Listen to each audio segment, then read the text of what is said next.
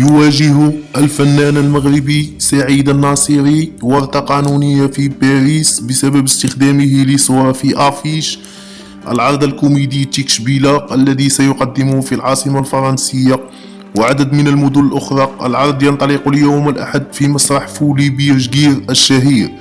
وفقا للمعطيات، تلقت الشركة المنظمة للعرض وأرباب القاعات رسالة من محامي يطالب فيها بمنع استغلال الصور على الأفيش، ومطالبا بتعويضات عن حقوقه الفكرية لعدم تضمين اسم المصور وتوقيعه.